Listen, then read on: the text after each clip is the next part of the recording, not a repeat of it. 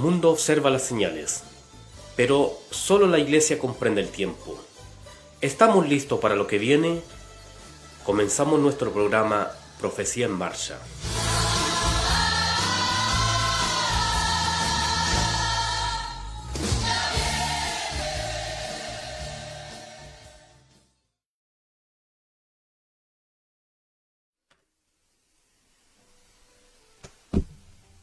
Amén. Que el Señor los bendiga. Bienvenidos, hermanos, todos a este nuevo programa de Profecía en Marcha. Agradecemos al Señor que nos permita poder estar en esta tarde junto a nuestro hermano Robinson, nuestro hermano Benjamín en controles, llevando a ustedes este nuevo programa. Ya, gracias al Señor que nos permite poder estar bien, con salud, con vida, hermano Robinson, bendecidos por el Señor. Por supuesto.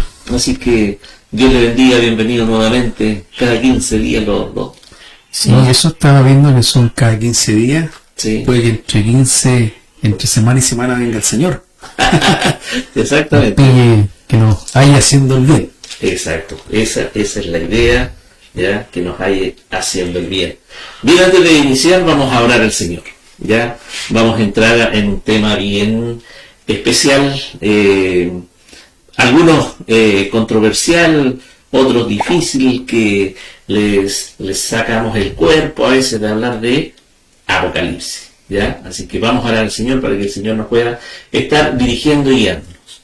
Eterno Dios, en el nombre de Jesucristo nuestro Señor, vamos a su presencia a darle muchas gracias porque nos permites poder, Dios mío, estar aquí en la Radio Tierra de Fe, Señor, en este estudio. Señor mío, te agradecemos esta instancia que nos permites, Señor mío, de poder escudriñar tu palabra. Rogamos, Señor, que usted ponga sabiduría, entendimiento en nosotros, Señor, para poder comprender la profundidad de tu palabra. Y bendiga a cada uno de mis hermanos que están, Dios mío, escuchando en esta hora a través de las distintas plataformas, Señor, que hay disponibles, Señor, y que usted ha permitido. Señor, y rogamos su bendición también sobre ellos, sobre aquellos que tal vez estén pasando dificultades, enfermos. Señor, que usted sea glorificándose a través de su palabra. Señor, llevando también consuelo y sanidad, Señor, a aquellos que están ahí. Bendíganos, Señor, en esta hora, en el nombre glorioso de Jesús nuestro Señor. Amén. Amén. Mi hermano Wilson, ¿cómo ha estado? ¿Cómo han estado estos 15 días que no lo hemos tenido? Bien. ¿En qué ha estado? Actividades también, entregando, obviamente, temas, lo que me apasiona hacer, lo que Dios también me ha llamado a estar ocupado, ¿cierto?, en la palabra, en los estudios bíblicos, y ahora el sábado estar compartiendo seminario apocalíptico en Arauco, con la ayuda del Señor el sábado, todo el día, sí. Ya se puso internacional. Sí, nos hemos estado visitando varias comunas y gracias al Señor creo que hay un despertar importante. Hubo un tiempo en el cual siempre yo había una sana inquietud porque no veía que se daba este tipo de seminario, tema. Y cuando nos atrevimos junto a mi esposa a realizar un seminario de estas características en el Hotel Diego de Almagro, me acuerdo, hace 2 o 3 años atrás. Me acuerdo. Fue todo un desafío. Tenía mis temores, obviamente, porque cuando uno juega de local a veces nadie es profeta en su tierra, y se cumple. Sí. Pero siempre anhelaba con asistir a un seminario de estas características. Hasta que nos atrevimos, Dios colocó esa inquietud en mi corazón. De verdad que la colocó, porque yo venía años estudiando el Apocalipsis, años dedicados a la escatología. Habíamos perfeccionado varios cursos con mi esposa. Y nos atrevimos a hacer. Y gracias a Dios un respaldo buenísimo. Hermanos de Temuco, Arauco, Santa Bárbara, Concepción, Hualpén, llegaron a disfrutar del seminario, que partió a las 3 de la tarde y terminamos a las 9 de la noche y nadie se quería mover. Teníamos todo el respaldo del gerente del Hotel Diego de Almagro, así que para continuar, pero ya era una hora prudente, tuvimos 2 breaks, 2 quiebres, y realmente uno ahí, Dios fue preparando el terreno para poder seguir con esta dinámica. Después surgieron las invitaciones y algunos otros seminarios que lideramos con mi esposa, porque yo me encargo de entregarlo, pero detrás de mí está toda la preparación del cóctel, del break, la publicidad. Hay gente que igual me ayuda en eso bastante, así que se cobra una adhesión, no es una entrada, es una adhesión para cubrir los gastos del mismo break. No hay lucro en eso. O cuando busco un salón también, o sea, hay que pagar el arriendo del salón. Exacto. Así que son varias las cosas, pero gracias a Dios hemos tenido respaldo y convocatorias, que es lo más importante, en cada evento, en cada seminario que hemos realizado. Y lo otro ya son los que organizan la iglesia donde uno va, y ellos preparan todo. Así que hemos visto una muy buena respuesta y el despertar también de querer interiorizarse este tema tan complejo, pero que a la vez es tan actual por todo lo que estamos viendo, por todo lo que está pasando. Es que el Apocalipsis es la culminación de la vida de la iglesia. Correcto. Culmina la iglesia y termina una dispensación y comienza lo que vamos a estudiar en estos un par de programas. Yo creo que en un programa no vamos a poder hacerlo. ¿Ya? No, claro. Y lo que dice usted, hermano Rollins, yo me alegro que hoy día, la verdad es que hoy día, hermanos, puedan entender que de repente el pagar una adhesión, porque claramente no es que uno pague un seminario, pague un curso. Uno, en lo personal, me ha tocado asistir a algunos seminarios por mi trabajo. Claro. Claramente uno tiene que pagar 300, 400 mil pesos por un seminario. Sí. Y acá cuando le dicen, no sé, 5 mil, 15 mil pesos, pero es para cubrir gastos. Y qué bueno que hoy día la iglesia y hermanos empiecen a entender que es eso, ¿ya? Sí. Y que uno tiene que invertir en el conocimiento, en poder alcanzar el conocimiento de la palabra del Señor, ¿ya? Algunos malamente dicen, no, es que se lucra con el Evangelio, pero esto no es lucrar con el Evangelio. No, claro, uno recibe igual las críticas de diferentes frentes, pues, y como usted dice, porque hay años de estudio, hay preparación, y uno no se va a parar en un seminario de estas características, no a hablar con fundamento. Yo todo lo que hablo está basado en la Biblia, que eso es lo que intento con la ayuda del Señor direccionar, que cada capítulo, porque Apocalipsis es un libro que cita mucho el Antiguo Testamento, todo su contexto está basado en el Antiguo Testamento, que es lo más relevante, y entendamos que el Apocalipsis es el libro cristológico por esencia, es el libro más cristológico de toda la Biblia. El Apocalipsis no es para descifrar quién es el anticristo, no, el Apocalipsis es para glorificar a Cristo. Se habla de trono, de gloria, de honra, porque el que se glorifica en estos 404 versículos, 22 capítulos, es Cristo. Exacto.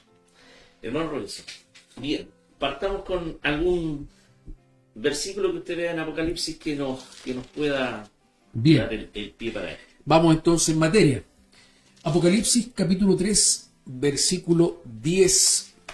Voy a dar lectura con la ayuda del Señor. Dice así: por cuanto has guardado la palabra de mi paciencia, yo también te guardaré de la hora de la prueba que ha de venir sobre el mundo entero para probar a los que moran sobre la tierra. Este versículo en particular encierra lo que hoy nosotros vamos a desarrollar como estudio, para que los hermanos también entiendan que esto es escatología pura, lo que va a acontecer. Ahora, Apocalipsis es un libro actual.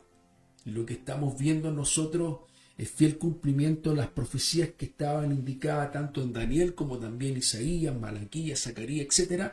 Pero Apocalipsis tiene esa connotación de ser un libro de cumplimientos que ya estamos a punto de comenzar a vivir como iglesia, porque aquí Juan le habla a la iglesia. Exacto. Bien, partamos primero. El autor de este libro. Bien, el autor, bueno, es el apóstol Juan, el último apóstol con vida del Señor Jesucristo, el apóstol más joven que tuvo el Señor Jesucristo dentro de su ministerio. que el apóstol Juan, el mismo autor, para darnos el contexto ya del cual vamos a desarrollar, que es el mismo autor de las cartas juaninas, primera, segunda y tercera de Juan, y también del Evangelio de Juan.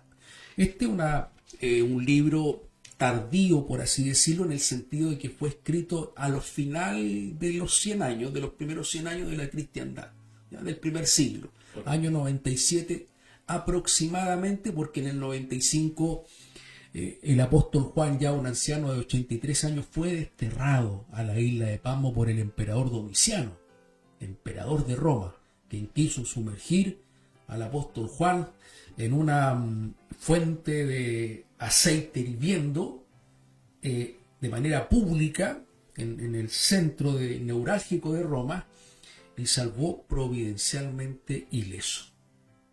Porque Juan era el último eslabón. Recordemos que Juan era buscado por los padres de la iglesia de aquella época. Orígenes, hombres que buscaban escuchar las enseñanzas del apóstol Juan, obispo de las 7 iglesias, que vamos a desarrollar después, ya ubicada en Turquía, en el Asia Menor.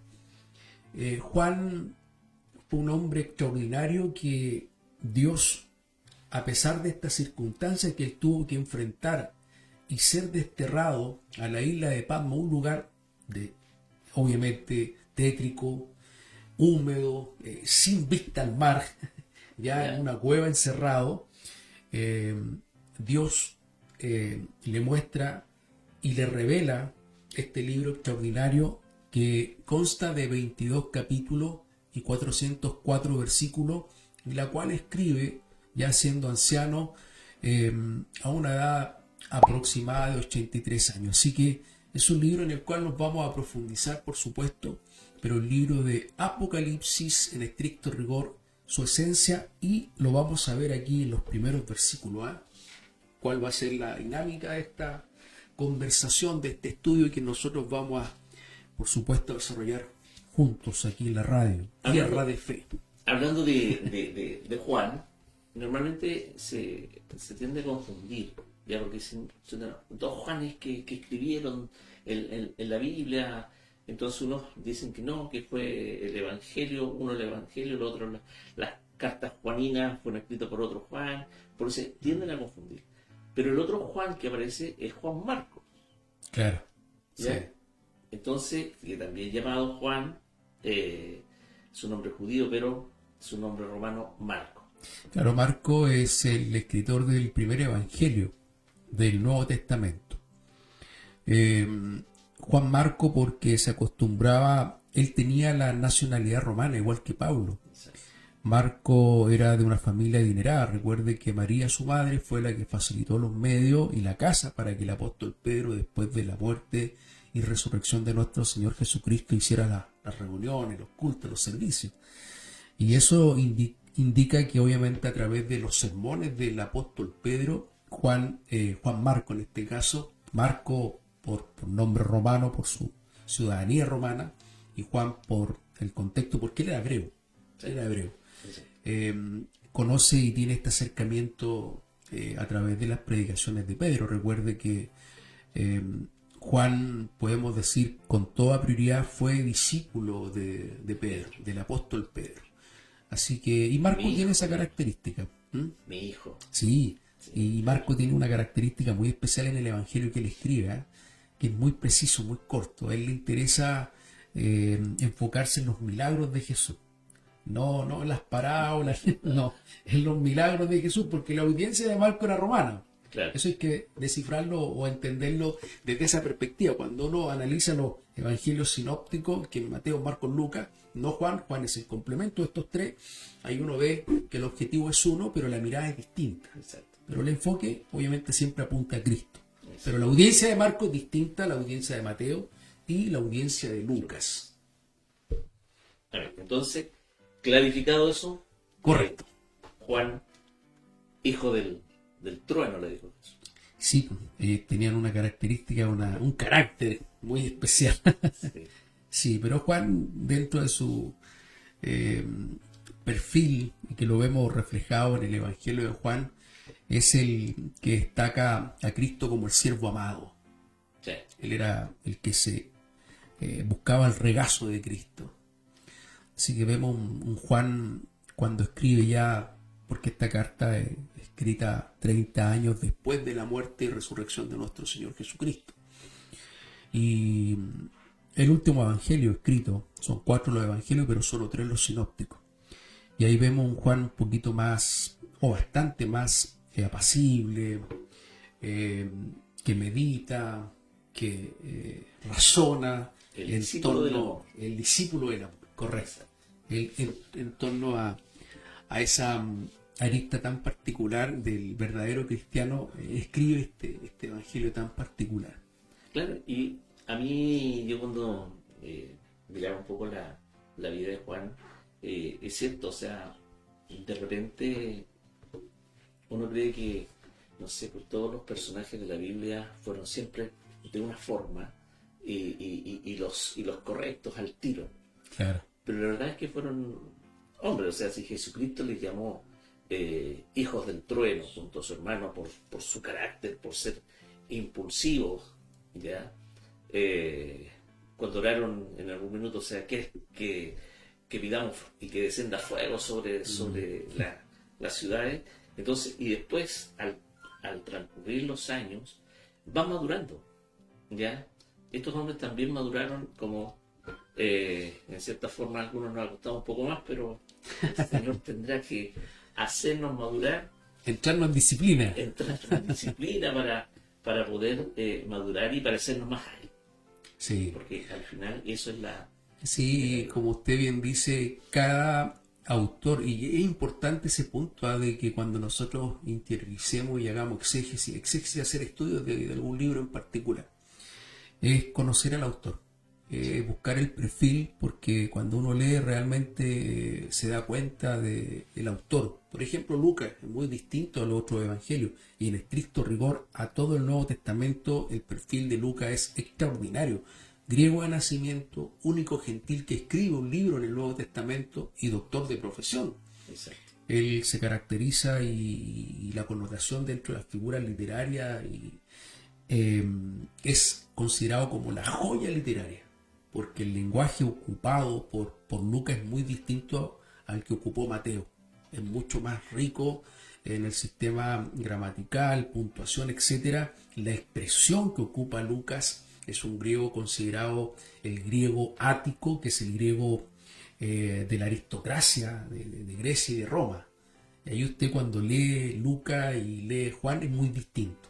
Claro, y el tema es que en el caso de Marcos y Lucas no fueron discípulos del Señor. Correcto, ¿no? Entonces, bueno, Marcos, discípulo de Pedro, todas las enseñanzas y todo lo que él escribe normalmente fue por el relato de Pedro.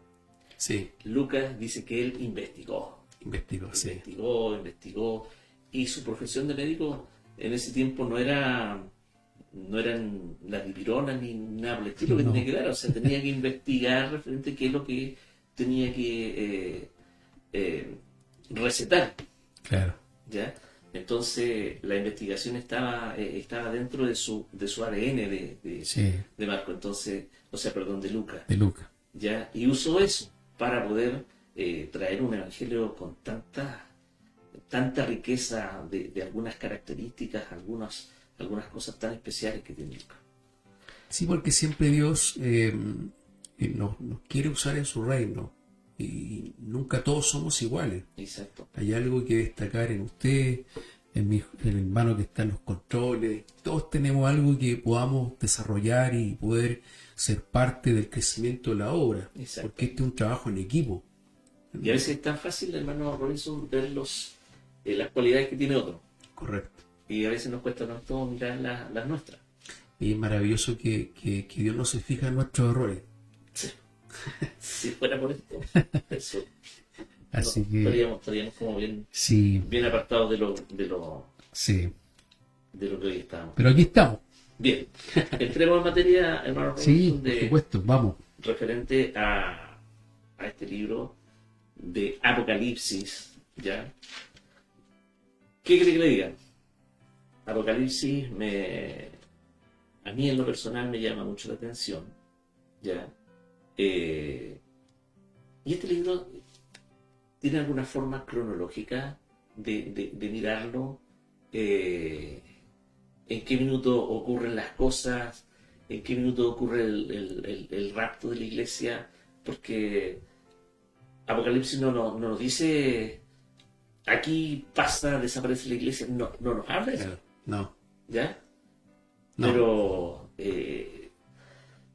hay que ver que son revelaciones, ¿ya? No es un libro histórico, No. ¿ya? Así que, por favor, Sí, cuéntenos un poquito. buen punto para iniciar el estudio de este libro y descifrando. Yo ocupo un término que es decodificar un poco lo que Juan intenta comunicar, porque la forma de transmitir la información es Dios, Jesucristo, el ángel, y el ángel a Juan. Esa es la dinámica. Y siempre nosotros hemos buscado tratar de descifrar o que alguien nos diga, están los rasgos, las características del anticristo, el jinete, los 4 caballos, la mujer vestida del sol, con los pies sobre la luna, en el capítulo 12, que es un capítulo muy enigmático, muy complejo de descifrar del Apocalipsis. Pero cuando nosotros leemos el primer versículo, y que le voy a dar lectura del primer capítulo del libro Apocalipsis, ya nos da un indicio del desarrollo, del contenido, porque es lo que busca el Señor Jesucristo a través de el ángel, comunicarle a Juan que el que tiene que ser glorificado en todo el contexto apocalíptico es Cristo. Por eso el título comienza señalando la revelación de Jesucristo. No son las revelaciones del Apocalipsis, es la revelación de Jesucristo. Y ahí ya nos hacemos una visión clara de que vamos a exaltar, y lo que busca Juan en estas 4 visiones que sustentan todo el Apocalipsis es exaltar a Cristo. Dice, capítulo 1, versículo 1, la revelación de Jesucristo que Dios le dio para manifestar a sus siervos las cosas que deben suceder pronto, y las declaró enviándola por medio de su ángel a su siervo Juan. Ahí está la dinámica, la forma de comunicar. Y que ha dado testimonio de la palabra de Dios. Juan ha dado testimonio. Y del testimonio de Jesucristo. Y de todas las cosas que ha visto. Bienaventurado el que lee. Mire, qué interesante. Dichoso el que lee. Bienaventurado. Hay una bienaventuranza en esto. El que lee. Y los que oyen las palabras de esta profecía y guardan las cosas que en ella escritas, porque el tiempo está cerca.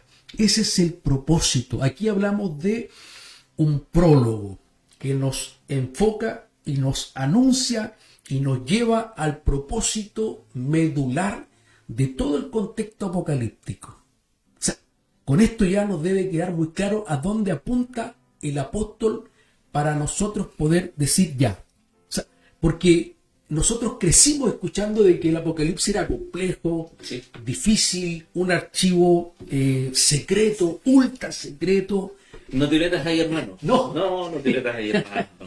Yo creo que nunca o difícilmente escuchamos una predicación de un púlpito porque no estaban también las herramientas, hay que decirlo así. Ahora está la teología, la hermenéutica, pero eso no es denoctar ni tampoco hablar de aquellos que fueron los bastiones del Evangelio, que muy bien trazaron la palabra del Señor, pero se desconocía esta línea literaria, escatológica, y que complicaba, porque hay un punto muy importante, mi amigo, que para entender Juan, en lo que a mí en lo personal me pasó, tenía que haber leído todo el Antiguo Testamento. Todo. No puedes, y es por eso yo creo que Satanás lo hizo muy bien, lo hizo un trabajo de joyería. Y esto a nivel mundial, no es solamente de una iglesia en particular, porque donde a mí me ha tocado ir, hay mucho desconocimiento en esta materia. Yo cuando hago la pregunta y la consulta, por ejemplo, cuando comienza nuestro Señor Jesucristo, el único autorizado para comenzar a desatar los 7 sellos, y el primer sello enfoca, ¿cierto?, a un primer jinete, a un primer caballo. Caballo blanco, jinete blanco. ¿Quién es? Cristo. No, no es Cristo. Pero, y hay uno, y dentro de todos estos sellos, por supuesto, y ahí la dinámica, porque el Apocalipsis habla de 3 sagas de 7. 7 sellos, 7 trompetas y 7 copas de ira. Pero en estricto rigor hay mucho desconocimiento. Por eso, yo creo que con bastante urgencia, las iglesias, los pastores deben apuntar a tener estudio de esta envergadura, porque ha crecido en la hermandad sobre todo. Los pastores están muy ocupados y en su ocupación a veces obvian llevar un tema de estas características. A mí me ha pasado, yo, hermanos de iglesias amigas, no los voy a nombrar, los nombraría, no tengo ningún problema. Vamos a dar el Apocalipsis y resulta que el pastor vive saliendo. No se enfoca en la necesidad de los hermanos. Y los hermanos a grito piden un seminario de estas características. Claro. Y lamentablemente su ocupación es otra. Pero, ¿por qué razón Satanás siempre ha tomado ventaja en esto? Porque, vuelvo a insistir, el Apocalipsis no es un libro que no se pueda descifrar o interpretar. No, todo lo contrario. Cuando comencemos nosotros a estudiar, por ejemplo, ya vemos que el capítulo 1 nos lleva a exaltar y honrar el nombre de Cristo en toda su extensión. En estos 20 versículos del capítulo 1, una visión tras otra. ¿Quién es glorificado? Cristo. ¿Quién dice yo soy el alfa y el omega, el primero y el último? Escribe en un libro, Juan, escribe en un libro lo que ves y envíalo a las 7 iglesias. Y aquí vemos nosotros el desarrollo y la dinámica de que el ángel a través de Cristo le dice a Juan, escribe una carta con 7 mensajes. No son 7 cartas, amado. Es una carta con 7 mensajes. ¿Por qué 7? 7 es el número de la perfección.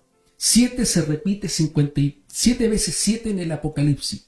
No es la numerología, como le llaman algunos. La gematría, en el contexto judaico, hebreo, cada número tiene una interpretación dentro del contexto bíblico y sobre todo en el Apocalipsis, porque vamos a encontrar que hay números que se van reiterando. ¿Ya? Pero sobre todo el 7, cuando habla de los 7 espíritus de Dios. No es que sean 7, 7 es unidad, es perfección, santidad. Uno solo. El dragón con 7 cabezas. No, habla de la inteligencia. No es que el dragón tenga 7 cabezas. Pero para eso también es que entender lo que Dios le mostró a Daniel en una visión que lo perturbó y que obviamente nos ayuda a clarificar, porque es lo que hablábamos anteriormente, que Daniel es considerado también el Apocalipsis del Antiguo Testamento. Y es por eso que dentro del primer capítulo, obviamente vamos a encontrar cómo a través de esta visión y el saludo a las 7 iglesias del Asia Menor, cada una tiene un mensaje.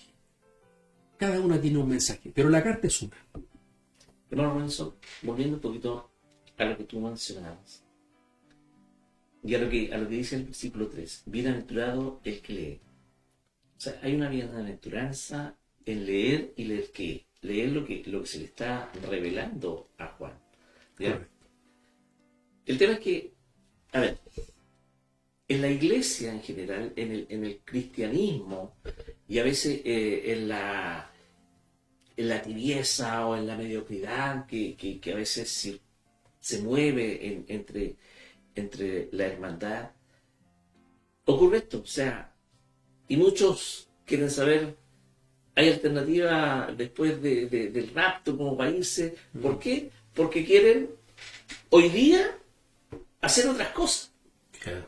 El tema es que cuando empezamos a ver y podamos entender, por eso, ojalá que la iglesia pueda entender la importancia. Vamos a tratar de poder llevar este estudio, esta conversación del libro Apocalipsis bien detallada bien ordenada para que la iglesia pueda entenderla, porque en la medida que empecemos a entender esto, ¿sabe? Yo le aseguro no le van a dar ganas de irse en la segunda.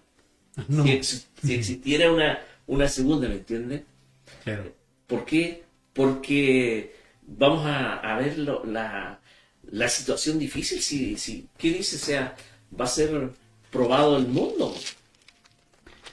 Sí, correcto. Mira, un buen punto. Y de acuerdo a lo que usted me consultaba, claro, hay un arrebatamiento.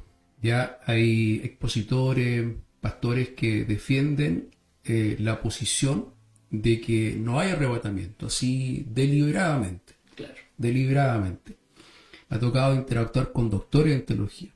He tenido profesores en mi licenciatura, en el grado de licenciatura, que han discrepado de eso. Obviamente yo respeto cada posición, pero yo me considero, y es lo que obviamente la Iglesia Metodista Pentecostal de Chile también defiende, que somos pretribulacionistas, ¿ya? Porque están los mid-tribulacionistas, los que creen que se van al medio de la tribulación, en el término medio, porque Daniel habla de tiempo, tiempos y medio tiempo, o 3 años y medio, o 1260 días, porque la última semana profética de Daniel, lo que desciframos, la última semana se cumple, la semana 70 se cumple, que es la semana de la tribulación y la gran tribulación, y se divide en 3 años y medio y 3 años y medio.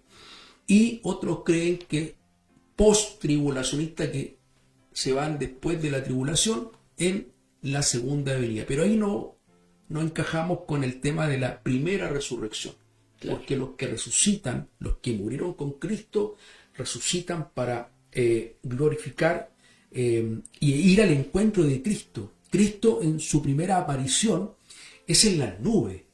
Es en las nubes. El encuentro glorioso lo hace Cristo con la iglesia, con los que han muerto en Cristo. Lo dice claramente. Y Daniel lo describe en el capítulo 12, versículo 1 y versículo 2, que los que duermen, los que han muerto, resucitarán primero. Y nosotros los vivos vamos a ser glorificados y arrebatados. Y es la estadía que nosotros, porque va a ser temporal, son los 7 años que dura la tribulación. Y ahí nosotros descendemos con Cristo en cuerpo glorificado. Ya hemos estado celebrando las bodas del Cordero. Porque la dinámica que se comienza a desarrollar después que se entregan estos 7 mensajes a las 7 iglesias, Sardi, Éfeso, Tiatira, nosotros nos vamos al capítulo 4 y vemos que mismo Dios a través de Cristo y el ángel le dicen a Juan: ven, sube. Ahora te mostraré todo lo que va a acontecer. O sea, hay un indicador claro. Y ahí, hermano Juan, no se habla más de la iglesia. No. Desde el capítulo 4 en adelante. Hasta que nosotros volvemos con Cristo. Al final del Apocalipsis. Exacto. Ahí también hay un antecedente. El versículo que leímos lectura. Vamos a ser librados de la ira. La iglesia, la que se guardó, la novia. Por eso viene Cristo y rescata a su iglesia, porque no va a dejarla y la va a entregar en manos de alguien que va o se va a oponer a todo lo que Cristo hizo, que es el anticristo. Exacto. Que va a gobernar y liderar junto a Satanás y el falso profeta en estos 7 años. Y es lo que hace el Señor Jesucristo en este mensaje, en esta carta, con 7 mensajes, preparar a la iglesia. Por eso, en cada una le falta el amor, una le falta la fe, una la encuentra dormida. Y revisémonos, hagámonos un escáner. Hermano Robinson, ¿vamos a la alabanza? Vamos a la alabanza. Y después nos vamos con el mensaje a las 7 iglesias para ir avanzando en Apocalipsis.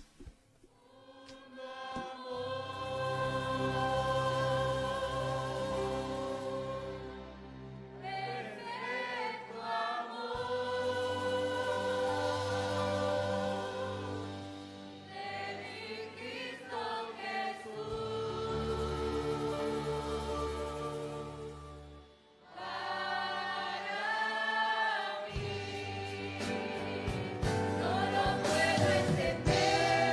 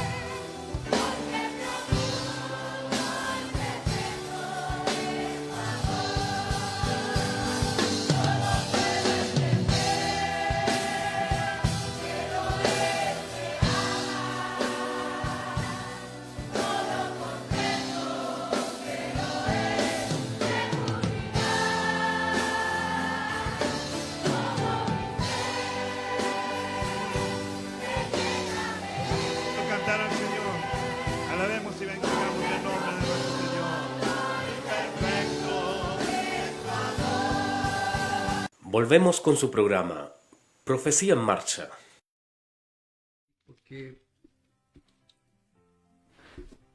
Amén. Ya estamos de vuelta después de escuchar esta linda alabanza. Llama Robinson. Nos vamos entonces.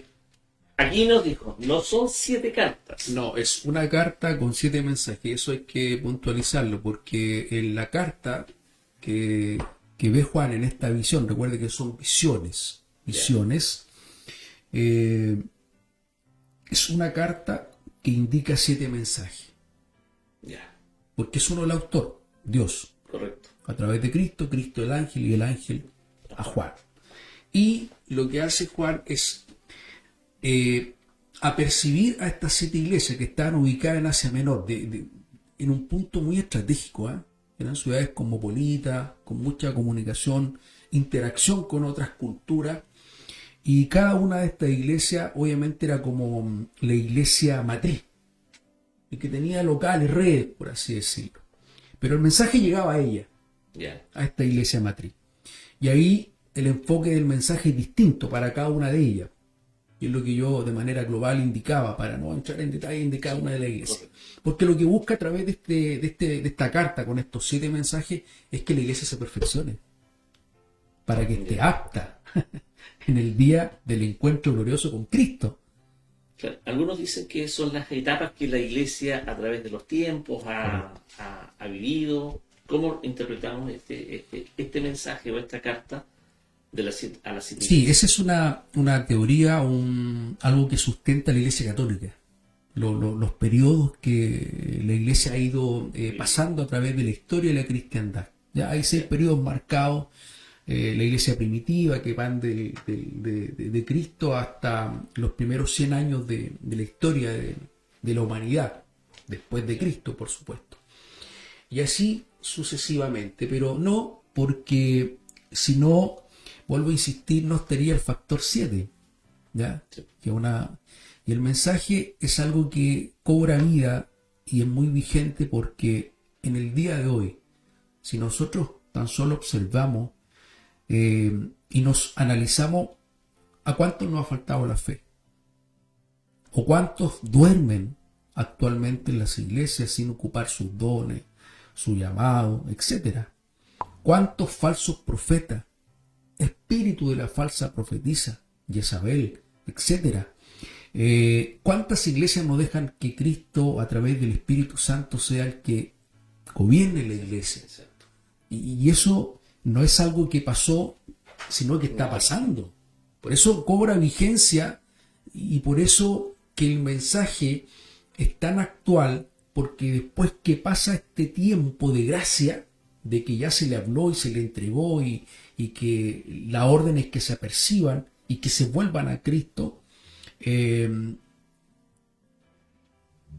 Jesús, a través del ángel y la invitación a Juan, para que comience a ver lo que va a acontecer cuando se comiencen a desatar los 7 sellos. La visión del capítulo 4 obviamente es el trono, los serafines, pero ya el mensaje está entregado, ya se le avisó, ya el tiempo de gracia está por concluir. ¿Cuándo? Es cuando Cristo descienda, pero hasta las nubes, porque ahí iremos al encuentro con Él. Nosotros defendemos la posición pretribulacionista, porque la iglesia se va en el rapto. Exacto.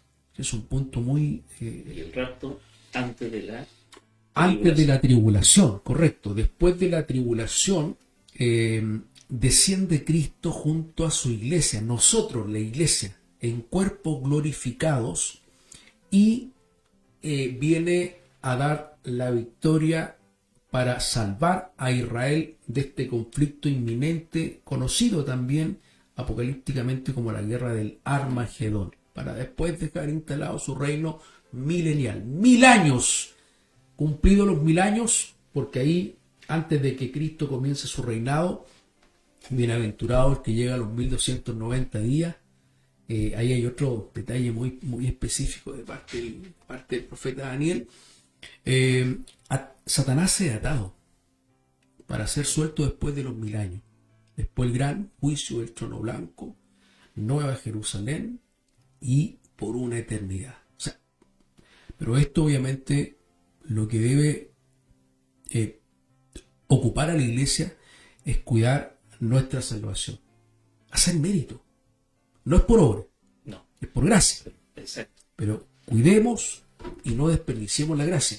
Ahora, lo complejo es entender que durante la tribulación sí hay oportunidad de salvación. La hay, amado, porque hay textos categóricos. ¿De dónde vienen estos? Exacto. De la gran tribulación. Los que no se dejaron marcar. Y cuando hablo de los que no se dejaron marcar, que va a ser un tema para el próximo programa, no habla de número, no es el 666. Dios claramente, el que entienda, el que lee entienda, no es el número.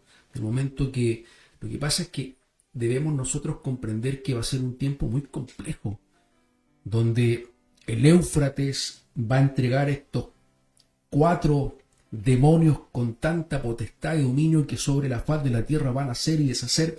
Recuerde que va a estar el anticristo y aquel que le dio la autoridad es Satanás junto al falso profeta. O sea, ellos van a estar dominando el mundo y los que se quedaron, los que no fueron arrebatados.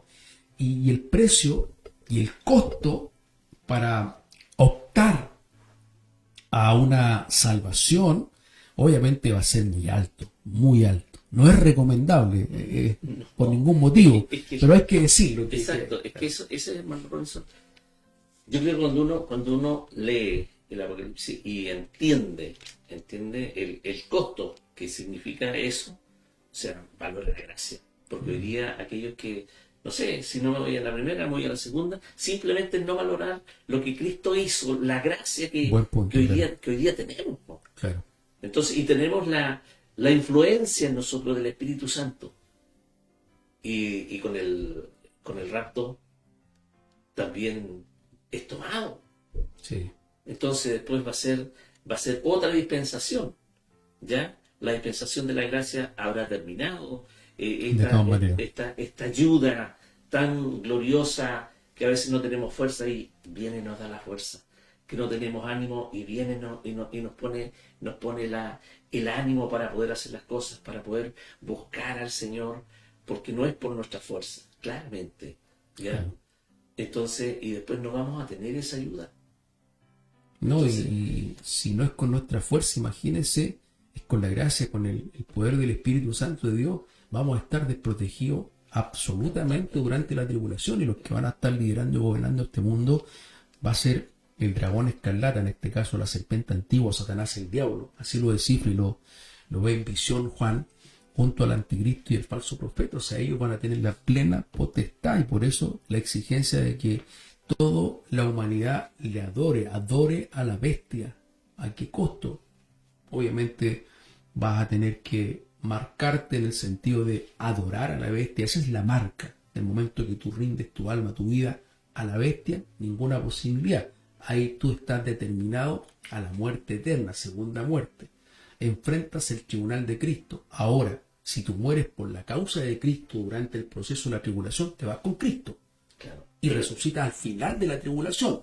Te Pero vas con Cristo. el tema de morir, hermano Robinson, no va a ser que no sabe que lo matamos.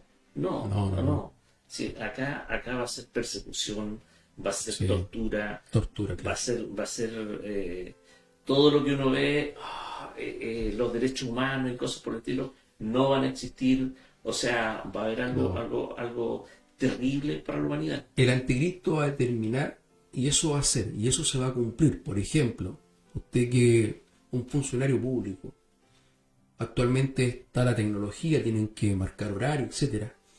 No es que todos tienen que tener incorporado un código, una marca, etcétera. Y si no, no puede trabajar, y mucho menos comprar, etcétera. Y si no compras, si no trabajas, no tienes cómo sustentar. Imagínate a la familia de 4 niños, 5 niños, que por tosudez, por no querer hacer las cosas bien, antes del arrebatamiento te quedas. O sea, vas a ver a tus hijos, porque los niños se santifican en los padres. El mundo va a continuar su dinámica igual. Exacto. Sí, los niños, hay un proceso ahí distinto que hay que explicarlo, porque el niño van a ser asesinados a vista y paciencia de los padres. Si no optas por adorar a Satanás o al anticristo, los niños van a ser enjuiciados, asesinados, etcétera. Ellos sí van a tener, obviamente se van con Cristo, pero sin conciencia, o sea, los que tienen conciencia y murieron adorando a la bestia, ninguna posibilidad. Exacto. Así que el costo es muy alto. El costo es muy alto y claramente, sin duda, si alguien hoy día no ama a Cristo con todas las condiciones que están dadas en otra dispensación, no va a amar a Cristo. Así de simple, porque su alma se está dando a otras cosas. Otros placeres. A otros placeres. Sí, en el fondo sí. es eso. O sea, si alguien quiere quedarse es porque quiere hoy día disfrutar. ¿Y qué es lo que quiere? Es pecar. Claro. Si no es otra cosa, quiere disfrutar del mundo y de todo lo que él puede hacer. Entonces, a mí me ha llamado mucho la atención cómo está avanzando la tecnología para tener a todo el mundo controlado. Sí. Hoy día, por ejemplo, el sistema de control en las empresas de los trabajadores tiene que ser hoy día ya digital. Entonces ya no es que antes uno firmaba el libro y si llegaba tarde lo podía firmar a la misma hora, o si se le olvidaba firmaba después, o a veces firmaba una vez a la semana, todos los días. Todas esas cositas hoy día ya no se van a poder hacer. ¿Por qué? Porque hoy día se tiene que firmar en forma digital el trabajador. ¿Y qué ocurre con los que trabajan, por ejemplo, en terreno y parten haciendo su función allá? Hoy día hay plataformas en las que uno se conecta al celular y lo georreferencia a cierto lugar, entonces uno dice, ok, partió trabajando en tal parte, o sea, ya va a estar identificado todo. Sí, no, y si no lo hace, te van a perseguir. Exacto. Te van a buscar, si eso es inteligencia artificial, etcétera. O sea, son muchos los mecanismos y el anticristo va a gobernar con la tecnología. Exacto. No, si él se va a aparecer de manera instantánea. Ya conocemos los hologramas y un sistema, algo que no recuerdo el nombre específicamente, pero la línea, el avance tecnológico es imprescindible. Yo escuchaba hace muy poco el tema de los microchips, la guerra, el conflicto que existe entre Europa, Estados Unidos y China, los que lideran la producción de microchips. El que ahora la batalla es inminente, el que produce más microchips en el mundo va a liderar el mundo. Y ese es el conflicto que actualmente, porque todo está basado. Yo no tenía, o sea, tenía dentro de la información, pero no pensé que era tan importante como el conflicto silencioso se está dando en este minuto, pero todo es plan, porque se está preparando el escenario para la entrega. Eso, para tener a todo el mundo controlado. Sí. Hermano Nelson, tenemos las 9:28. Para el próximo programa, ¿en qué nos vamos a enfocar? Enfoquémonos del 4. Ya hablamos un poco de la contexto de lo que Juan nos comienza a vislumbrar el contexto del Apocalipsis. Hablamos un poco del contexto de los hasta el capítulo 3, con respecto al mensaje de las 7 iglesias. Y el 4 en adelante vamos a ver el trono y la gloria misma de Dios que ve Juan y que es muy similar a lo que ve Ezequiel en el capítulo 1. Para llegar hasta el 11, ojalá, porque el 12 dejémoslo aparte, que es un poco complejo. Vemos al pueblo de Israel a través de esa figura de esa mujer, y entender que la mujer representa un sistema religioso. En el contexto apocalíptico, siempre la mujer, como la Babilonia, la gran ramera, siempre representa un sistema religioso. En este caso, la Iglesia Católica. Pero es un libro muy, muy interesante, así que la invitación para que en 15 días más se conecte con nosotros y podamos estar desarrollando el capítulo 4 en adelante, y ahí vamos viendo cómo vamos avanzando, porque se vienen los sellos, los jinetes, etcétera, y ahí vamos viendo que comienzan a sonar las trompetas del Apocalipsis, después de los 7 sellos. Amén. Vamos a invitar a la iglesia, ya, para que se pueda estar conectado. Yo sé que hay muchos hermanos que ven después el programa en forma diferida, ya, así que Dios les bendiga mucho a quienes escuchan en forma diferida el programa, porque el jefe, nuestro hermano Felipe, nos decía que era uno de los programas que más se veía en forma diferida, así que bueno. podamos... Sería importante que los hermanos o le hicieran llegar a usted algunas preguntas o al programa, y podamos dar respuesta a este primer bloque, que quizás quedaron algunas dudas, y los primeros minutos responder a esas consultas, esas preguntas. No hay pregunta que no sea válida, todas las preguntas son importantes hacerlas, y ahí seguir avanzando con el 4 en adelante. Mi hermano Benjamín, tenemos algunos hermanos que... Bueno, saludamos también a nuestra hermana Silvia Retamal, que está allá en su casita, gracias al Señor, muy contentos por ello, así que Dios le bendiga grandemente, hermana Silvia. Me imagino que estará escuchando el programa también, porque cuando uno está en cama busca cómo poder acercarse también al Señor. ¿Ya? Mi hermana María Novoa Muñoz dice que Dios bendiga a los hermanos en esta noche. Elizabeth Tolosa Ramírez, que Dios bendiga a mis hermanos, el Señor les dé sabiduría y llene de sabiduría. Para Polito, o no, así leo, ¿no? De la palabra de vida, saludos para mis pastores, Casa Pastoral Juvenil, Conectado, Control y Radio Tierra de Fe, de Santa Fe. Amén. Mi hermano Benjamín Navarrete dice: buenas noches, mis hermanos, mi hermano Benjamín. Ya, aquí tengo una duda, dice. El Espíritu Santo es quien convence de pecado. Al no haber Espíritu Santo en aquellos días, ¿cómo es posible que nos arrepintamos de ellos si ya no está el Espíritu Santo? ¿A qué apelaríamos? Tengo entendido que el Espíritu Santo es quitado. No sé si me equivoco. ¿No se equivoca, hermano Benjamín? No, el Espíritu Santo va a actuar como actuó en el Antiguo Testamento. Exacto. Sí, esa es como la clave para que... No, y los que obviamente se salvan dentro del periodo de la tribulación, tenemos que entender que tienen conocimiento arraigado, y lo que no hicieron fue obedecer, guardar. Recordemos que para ver a Dios un día, a Cristo, y encontrarse con Él, tienes que estar en un estado de santidad. Sin santidad nadie verá al Señor. Y esa es la condición óptima para poder irse en el encuentro glorioso con Cristo. Lo que va a pasar en la tribulación es aquellos que escucharon, mi mamá me aconsejó tanto tiempo, oró por mí tanto tiempo, todo esto va a quedar aquí.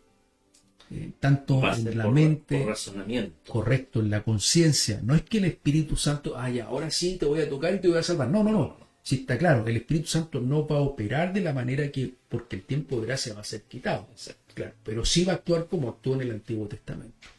Amén. Mi hermana Geno Sepúlveda. Bendiciones, hermanos. Qué gran tema. Qué alegría poder ser parte de él. Dios bendiga Amén, a nuestra hermana Genito. Un gran abrazo para ella. Amén. Que el Señor nos bendiga. Ya estamos terminando con este programa. Muchas gracias por su sintonía. También estaremos orando para que el Señor bendiga también a todos los hermanos que están enfermos. La verdad que en este tiempo hay muchos hermanos que están sufriendo alguna enfermedad. Así que vamos a orar, hermano Robinson, por favor. Amén. También tenemos nuestra hermana Rosa Révago, está con su hijo en Santiago, bien complicado de salud, así que también para que lo podamos presentar en oración. El hijo de la hermana Rosa Arevalo. Ya. Sí. Gracias le damos, Dios mío, por la oportunidad que usted nos brinda de poder estar, Señor, en este minuto, Amén. hablando de su bendita y poderosa palabra. Que podamos, Señor, alcanzar aquellos corazones indecisos, Gracias. aquellos hermanos que quizás aún están con situaciones complejas en su vida, no queriendo o no atreviéndose a dar un paso tan vital de poder consagrar su vida para Cristo. Bendiga a la iglesia, Señor, bendiga a mi hermana que tiene su hijo enfermo. Amén. Usted pueda, Señor, acudir en su grande amor y misericordia para poder sanar, Señor, a aquel joven. Gracias por este momento en el cual hemos podido compartir, Señor, hablar, y que pueda, Señor, tocar los corazones que aún están insensibles con tu palabra, que puedan ellos entender, abrir su mente y su corazón, y que el Espíritu Santo los convenza, Señor, que es muy necesario en estos tiempos, sobre todo, amar tu palabra. Gracias, lo rogamos todo en el nombre de Cristo, nuestro bendito y eterno Salvador. Amén. Amén. Que el Señor nos bendiga. Saludamos también a nuestro pastor Gerson y a la familia pastoral que también estaban conectados. Así que Dios les bendiga grandemente. Gracias, mi hermano Benjamín, por acompañarnos. Y sean todos bendecidos en el nombre del Señor.